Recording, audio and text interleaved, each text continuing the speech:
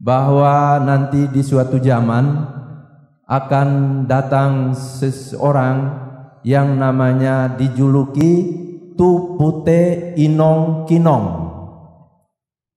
Artinya orang putih yang bersih berkilau-kilauan.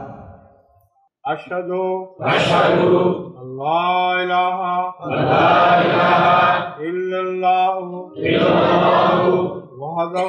wahdahu la syarika lahu wa asyhadu anna Muhammadan abduhu wa rasuluh. ظهر الخسوف وفيه نور والهدى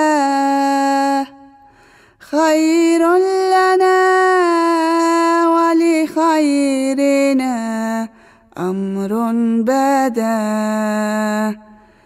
ظهر الخسوف وفيه نور والهدى خير لنا ولخيرنا أمر بدا هبت رياح النصر من محبوبنا مشمولة قد بردت حر العدا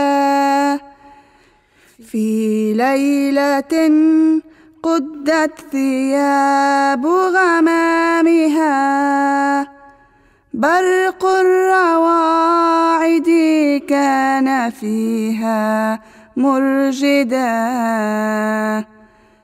قمر معين الصادقين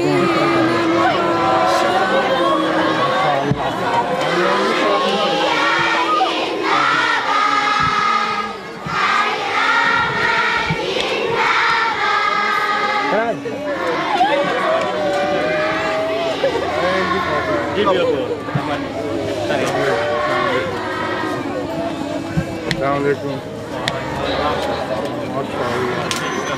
Ini sekulenya nanti ojone Ahmed. Tetapkan aja.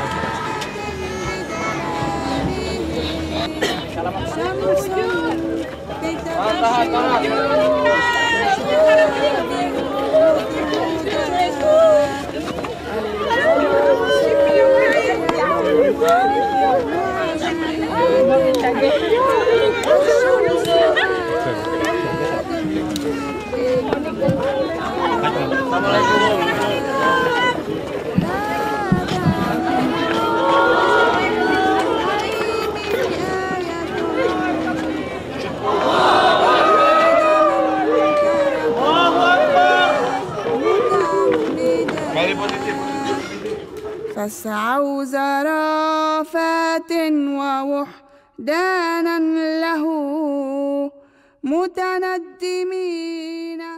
Kedatangan sang tamu agung, Hazrat Khalifatul Masih Ar-Rabi rahmatullahu alaih, benar-benar telah menggerakkan semangat pengkhidmatan para anggota Jemaat Ahmadiyah Indonesia saat itu. Pengkhidmatan yang berlandaskan kerelaan hati telah mengisi berbagai bentuk persiapan dari berbagai bidang kegiatan.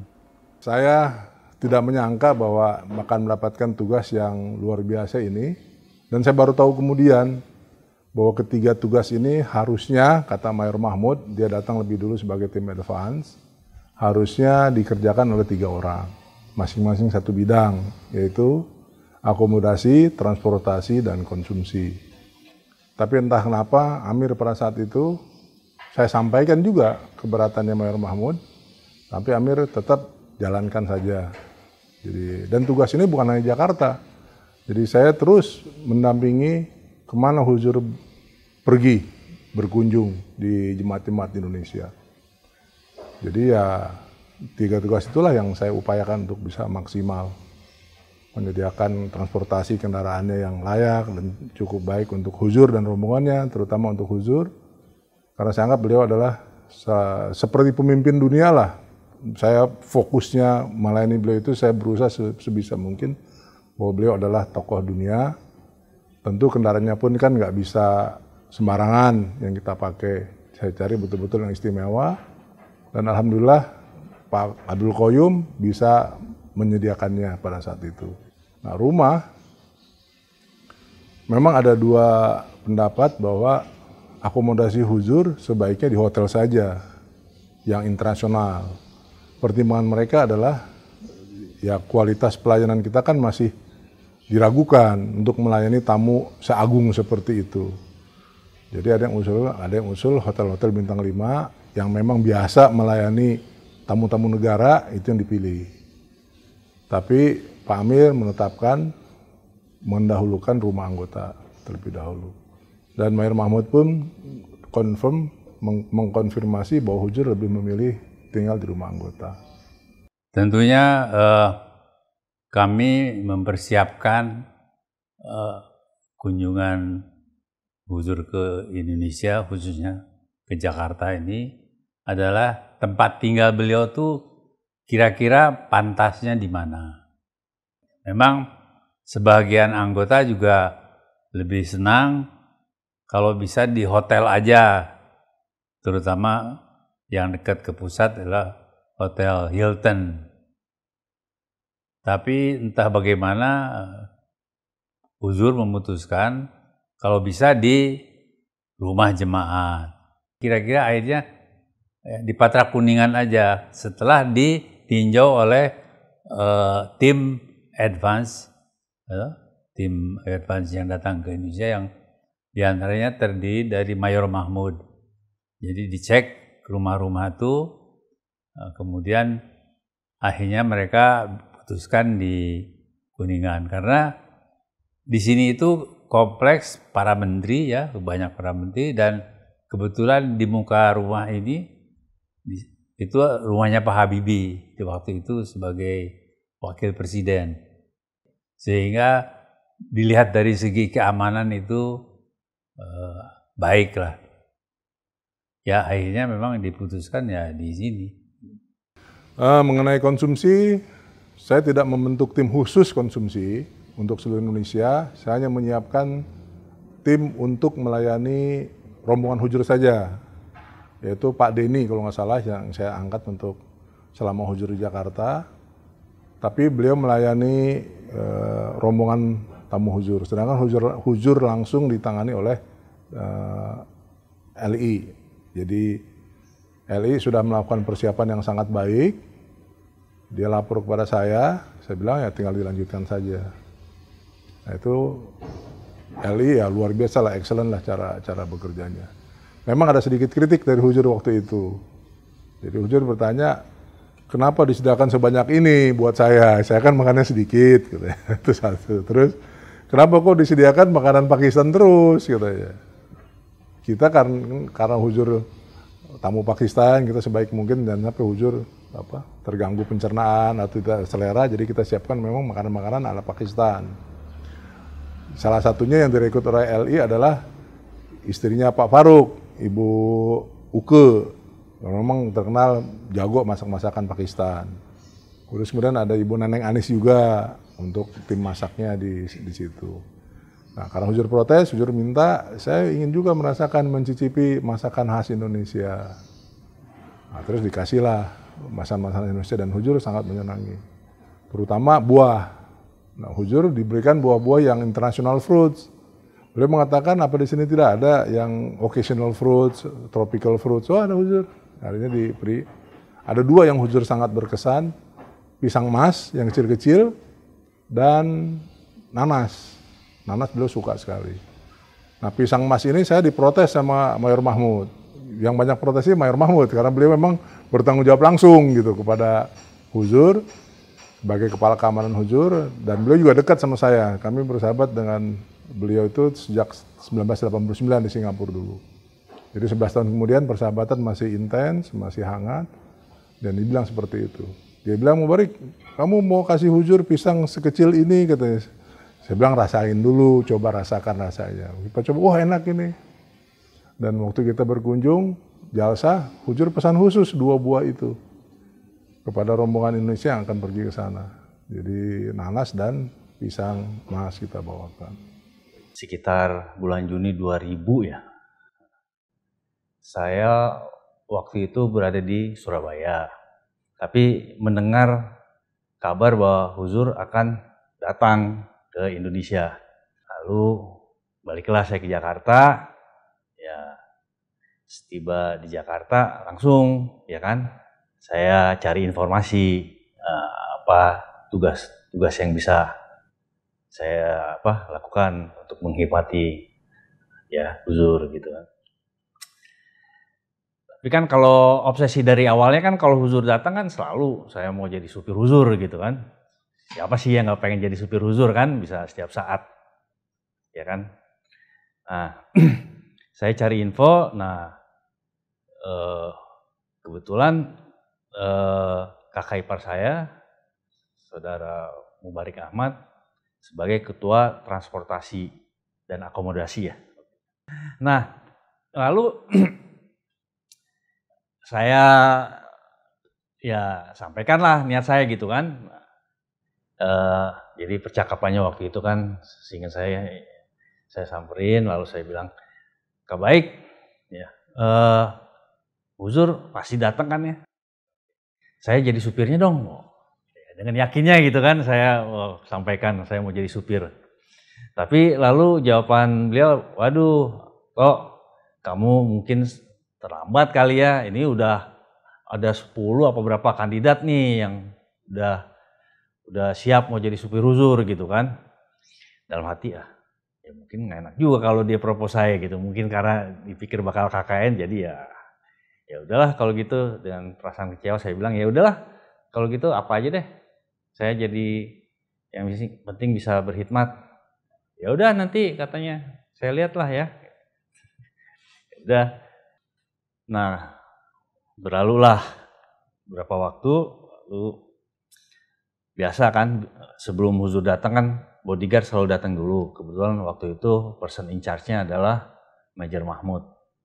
Di sebulan ya sebelum Huzur datanglah Major Mahmud dulu untuk asesmen. Nah, pertama kali dari airport dia langsung oke, kita rapat untuk mencari siapa supir Huzur. Itu dulu pertama kali rapat, tidak membicarakan yang lain-lain tetapi itu dulu. Nah, datanglah waktu itu rapatnya kalau nggak salah di Masjid Balikpapan ya. Saya hanya mendengar ceritanya karena saya tidak tahu kejadiannya. Nah, mulailah diseleksi ya siapa supir Huzur. Tapi dari arah situ, detailnya saya juga nggak tahu, ada kesan bahwa itu semua kandidat itu tidak memenuhi syarat. Karena mobil yang dipakai ini kebetulan kan mobil ex-KTT ya, waktu itu KTT tahun 93 ya. Jadi sedikit canggih dan rada gede gitu kan. Jadi ada 2 mobil ya, mobil Mercedes dan Nissan Presiden. Dan yang Mercedes itu emang lebih Nissan Presiden itu lebih canggih lah ya. Jadi pernah dicoba dulu ngetes, kayaknya pada kikuk semua, ya kan? Udah diputuskan, tidak ada apa lagi, tidak ada argumen, tidak ada protes, udah. Jadilah saya akhirnya supirnya Huzur. Ada SOP-nya bahwa jarak ketika konvoy, jarak satu dengan yang lain harus sekian meter, kecepatan sekian, nggak bisa lebih. Kemudian ketika berhenti pun itu masing-masing, karena ada provider ya, dari provider udah ngasih sign gitu, kita akan berhenti di sini. Dan memang kita sudah dapat jadwal ya. Kalau di Jawa Barat itu dari mulai Manislor sampai kembali ke Kemang itu dijadwal itu hari ini di sini dan berhenti di sini, makan di restoran ini, kecepatan sekian. Kalau ada kerumunan harus begini, begitu. Ya emang ternyata betul begitu memang. Kita berhadapan dengan kerumunan ketika masuk Tasik, masuk Singaparna luar biasa, sampai Huzur kembali lagi. Mutar arah. Terus ketika memasuki Bandung ya, karena ada kayaknya double dengan keamanan lokal, jadi luar biasa ininya gitu. Tapi alhamdulillah masuk Bandung selamat, masuk Jakarta, kami istirahat di puncak juga sesuai jadwal gitu. Selebihnya ya kami berhadapan dengan sukacita saja gitu. Sukacita, gembira, apalagi ketika harus pagi-pagi karena Hujur mau tahajud di Balikpapan. Kita jam 2 udah begini. Itu udah mandi dan sebagainya, udah siap aja. Jadi sewaktu mendapatkan tugas ini antara ya kan bercampur aduk, bingung kan, antara segan, antara bahagia, antara nervous gitu kan. Tapi ya ini karunia, siapa yang mungkin dari seluruh anggota kita di Indonesia ini mendapat karunia ini kan akhirnya saya yang terpilih gitu kan. Jadi ya ini karunia besar, jadi saya harus jalankan gitu kan. Ya awal-awal bercampur aduk lah. Jadi ya susah dijelaskan. Jadi ya sewaktu beliau datang ke airport, dari airport ya, saya jemput ke airport, masuk ke mobil ya saya diem aja kan, saya nggak banyak ini kan, cuman mungkin ya beliau tegur assalamualaikum, lalu saya jawab waalaikumsalam gitu kan, tapi ya terus grogi kan. Di perjalanan tuh ada pelang, ya kan, waktu itu kan baru merger ya, bank-bank BUMN, di merger terbentuklah Bank Mandiri kan. Nah, beliau tanya, ya kan, what is Mandiri katanya. Saya saking groginya karena waduh bercampur aduk, langsung saya ingat aja. Saya jawab, hang it by self katanya. Lalu kan hang it by self katanya kan. Lalu kebetulan ada ipar ya kan. Oh, independen kata, oh ya independen. Wah, di situ pada ngakak semua karena saya jawab itu. Karena masih awal groginya. Kalau beliau perjalanan gitu kan, selalu disiapin buah segala macem di mobil itu kan. Jadi karena saya taunya nyetir kan, jadi sering ada berapa kali ditawarin sama Huzur, saya tolak gitu kan. Nah, dan sewaktu saya tolak, itu Huzur tidak makan sama sekali itu. Saya nggak notice, tapi Huzur diam aja. Itu nggak disentuh makanannya. Itu yang menurut saya ini juga ya. Akhirnya ditegur saya sama Manajer Mahmud katanya. Kamu kalau ditawarin sama Huzur ambil, itu tabaruk katanya. Wah, udah semenjak itu apapun juga ditawarkan saya makan. Nah di situ saya lihat setelah saya makan beliau ikut makan. Jadi itu ya seorang khalifah itu luar biasa ya. Kalau ada hal seperti itu dia tidak mau, dia sendiri aja gitu kan, selalu harus berbagi gitu kan. Persiapan di bidang keamanan pun menjadi salah satu bagian yang sangat penting. Para anggota Khuddamul Ahmadiyah Indonesia bahu-membahu menyiapkan dirinya untuk dapat berkhidmat menjaga Hazrat Khalifah selama berada di Indonesia. Jadi memang persiapan yang dilakukan itu kan Pak Amir Nasional pada saat itu Bapak Kolonel Ismail almarhum, beliau sudah memiliki tim untuk tim keamanan yang terdiri dari para anggota jemaat yang aktif, kemudian juga maksud saya yang aktif di sini adalah dari personel TNI dan Polri, dan juga mulai dari level purnawirawan juga ada. Kalau tidak salah Pak Kolonel Sahabudin yang ditunjuk beliau sebagai kepala keamanan. Nah dari Hudam itu kami dimintakan tetap untuk mempersiapkan tenaga untuk bisa diperbantukan. Tapi dari mulai konsep pengamanannya itu sendiri, itu beliau banyak dipegang oleh Pak Kolonel Sahbudin almarhum. Mulai dari bagaimana persiapan personilnya, kemudian bagaimana pengamanannya seperti itu dan ya. Cuman begitu ada informasi yang dari Pak Zakir Halim almarhum, beliau sampaikan bahwa biasanya di suatu negara itu kalau huzur datang itu Sadr Qudam yang memegang peran untuk mengamankan huzur. Jadi mengamankan huzur dalam hal ini. Jadi kalau kita persiapan, maksudnya itu definisinya mungkin seperti kayak pas pampresnya lah ya. Pas pampresnya yang melekat kepada huzur itu pengamannya dipegang oleh Qudam. Nah, jadi Sadr Qudam yang pegang peran di situ.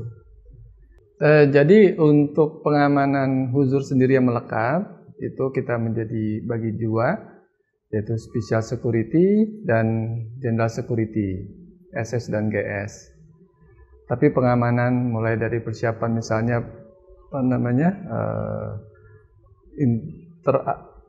koordinasi dengan aparat setempat, lokal, itu dilakukan oleh tim keamanan yang dipegang oleh Pak Kolonel Sahbudin.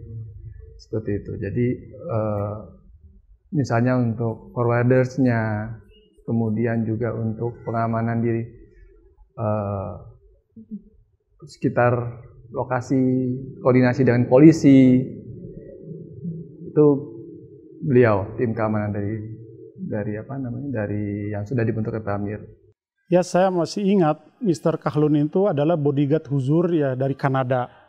Beliau datang lebih awal ke Indonesia memberikan pelatihan kalau tidak salah kepada para hudam. Jadi saat itu para hudam dari berbagai daerah direkrut dari keamanan, ada ratusan lah ya. Tapi semakin hari kan semakin diseleksi, selain fisiknya, kemudian waktu yang harus disediakan selama 22 hari, dan banyak hal-hal lain yang dilihat oleh panitia. Nah, Mr. Kahlun ini kan sangat berpengalaman sekali ya, memberikan gambaran.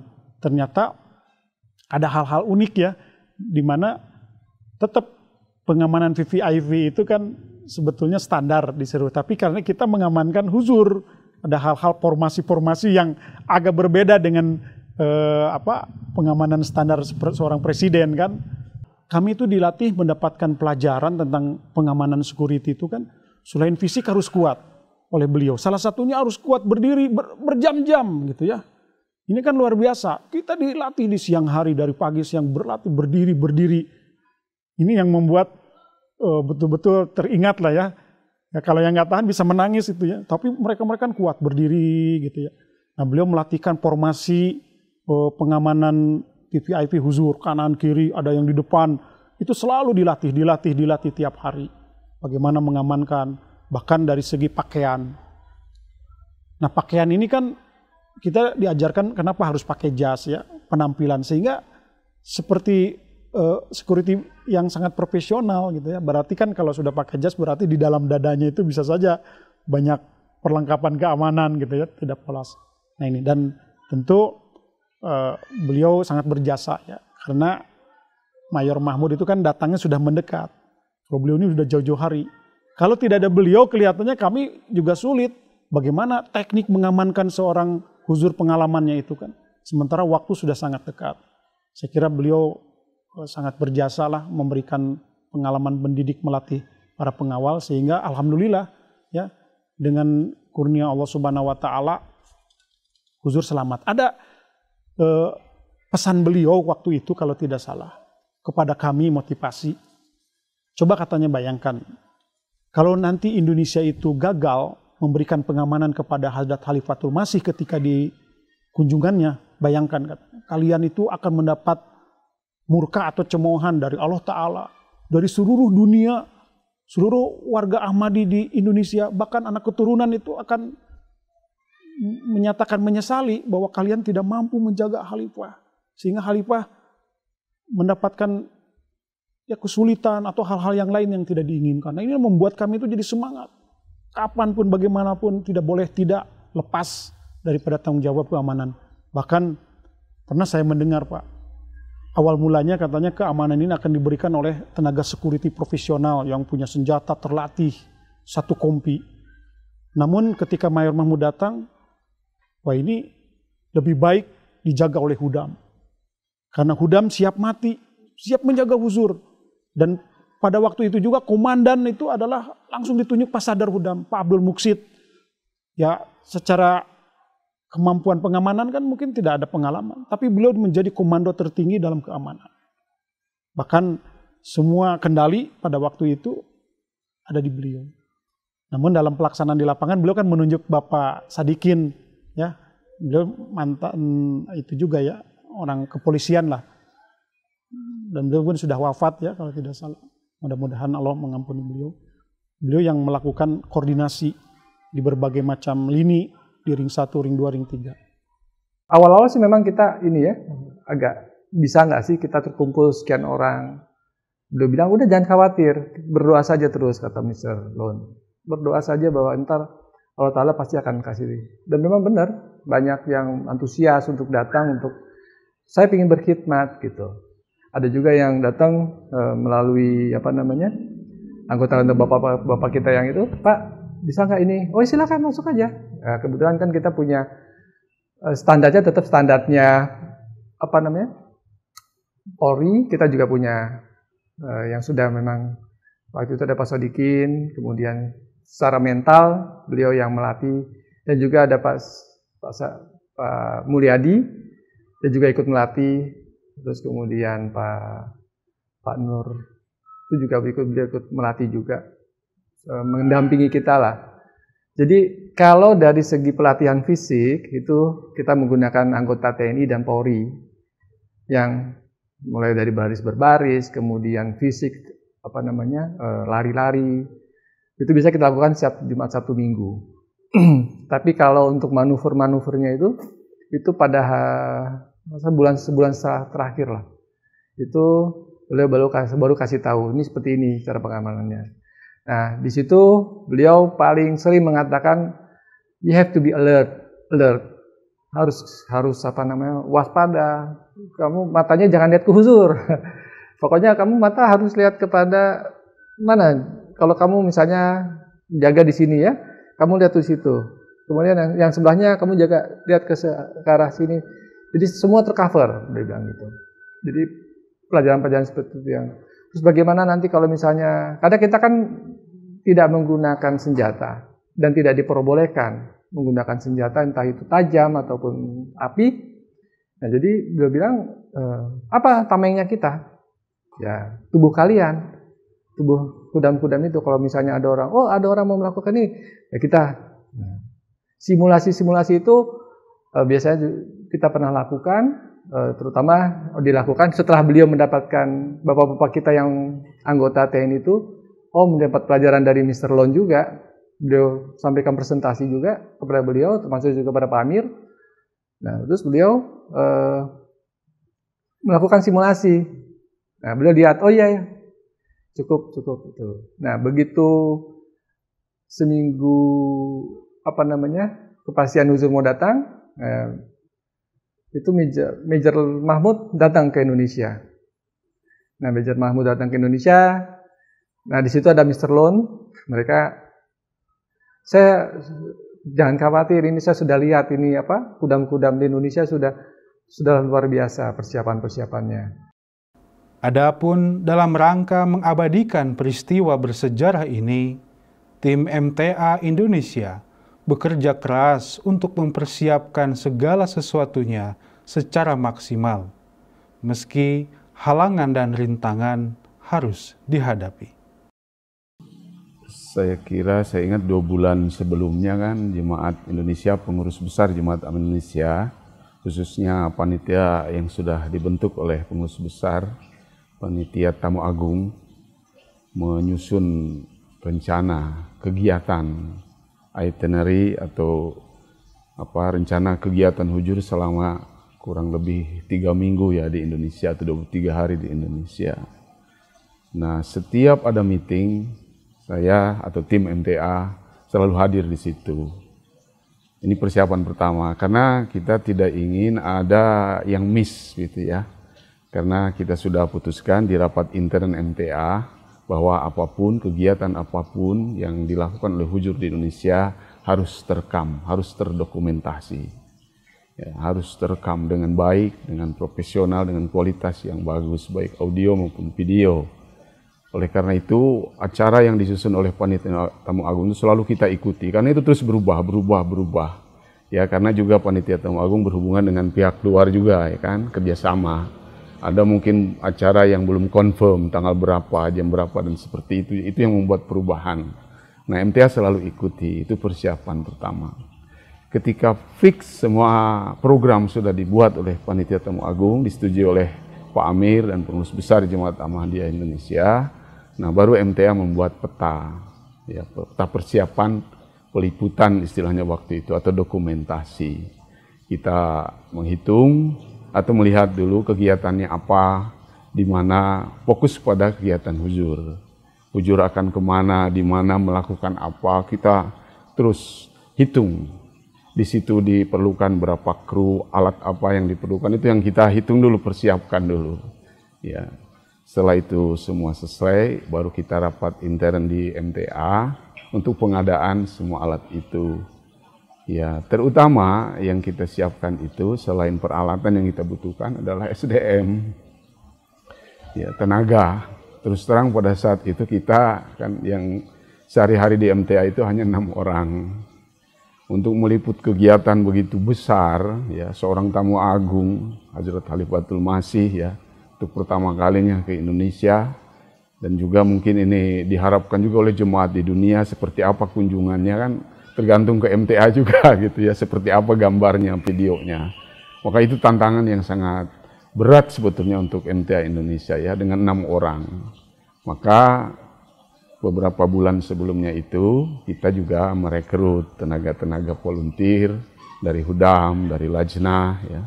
Alhamdulillah dari Hudam banyak yang ikut ambil bagian, kemudian dari Lajnah juga ya ikut ambil bagian. Kemudian kita beri pelatihan ya. Karena Hudam-Hudam ini juga kan kosong ya. Pengetahuan mereka tentang kamera, tentang komunikasi dan sebagainya. Maka kita berikan pelatihan secara intensif di MTA di Parung ya.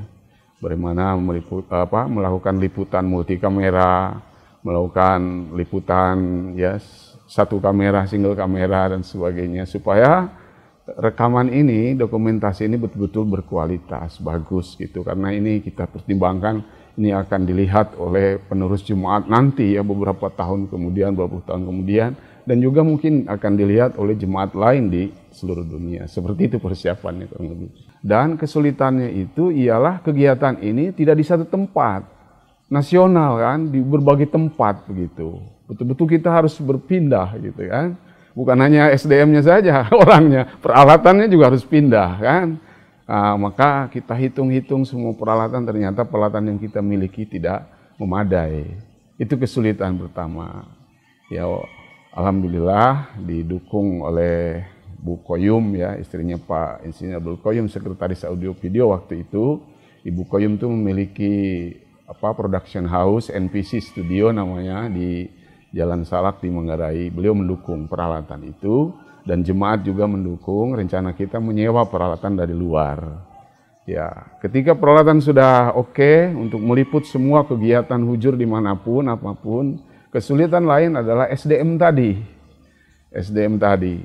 Ya, ketiganya kesulitan yang berikutnya adalah bagaimana memindahkan alat itu dari satu tempat ke tempat lain. Itu kesulitan luar biasa. Tidak seperti sekarang, mudah ya. Kesulitan transportasi pada saat itu sulit sekali ya.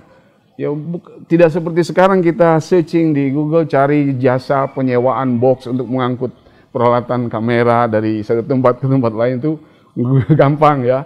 Pada saat itu saya terus terang keliling Jakarta cari mobil box. Karena dari penyewaan jasa penyewaan alat bisa dipindahkan harus dengan mobil box yang ber-AC. Seperti itu ya kan. Nah itu 1 hari, berapa hari, 3 hari kalau nggak salah saya keliling Jakarta cari, nggak dapat. Akhirnya menggunakan mobil Pak Alto, putranya Pak Koyum ya. Mobil Pak Alto dimodifikasi dengan rupa menjadi sebuah mobil box. Sebenarnya itu bukan mobil box ya. Nah, itulah yang digunakan untuk mengangkut alat itu. Kesulitan lainnya tidak ada driver. Kru MTA yang ada waktu itu tidak semuanya bisa mengendarai mobil. Demikian juga yang volunteer ini tidak ada. Mobil box lagi. Akhirnya saya sendiri terpaksa menyetir kendaraan itu dari Parung ke Jogja, mengangkut peralatan yang besar dari sewaan itu, ya dengan Pak Amar Ma'ruf almarhum. Berdua tuh bergantian. Waktu pulangnya juga sulit sekali, supir nggak ada, saya harus sudah di tempat lain ya untuk menyiapkan peliputan hujur di tempat lain. Jadi akhirnya Pak Amar Ma'ruf almarhum sendiri dari Jogja ke Parung mengangkut alat itu. Akhirnya sampai kendaraannya terbalik itu di Purwokerto karena ngantuk barangkali ya. Itulah kesulitan bagaimana ya mempersiapkan, mengejar momen-momen di mana hujur akan melakukan kegiatan. Kita harus lebih awal datang di situ dan sebagainya.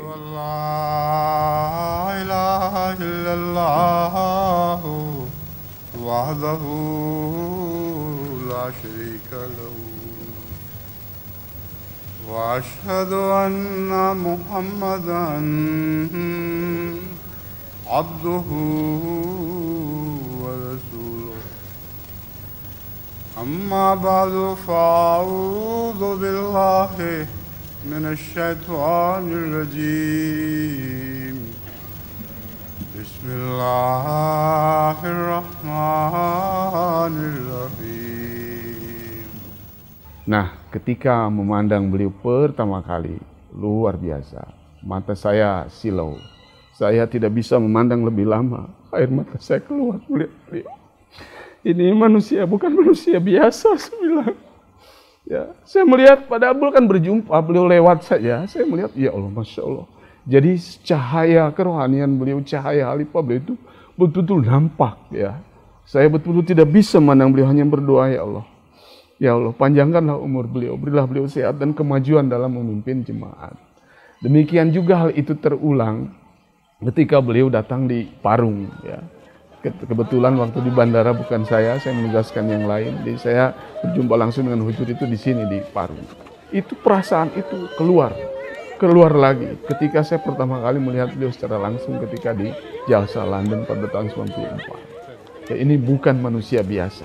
Bagaimana beliau berbicara dengan murid-muridnya, bagaimana beliau ketika ditanya oleh orang-orang gair, beliau begitu sabar menjawab pertanyaan, padahal pertanyaan itu mengundang emosi sebetulnya ya. Tapi hujur menjawab dengan sabar, dengan lembut ya. Kecintaan beliau kepada orang-orang Indonesia luar biasa, bukan hanya kepada jemaat, pada bangsa Indonesia pada saat itu. Beliau berkata dengan lembut, menjelaskan Islam dengan lembut seperti itu.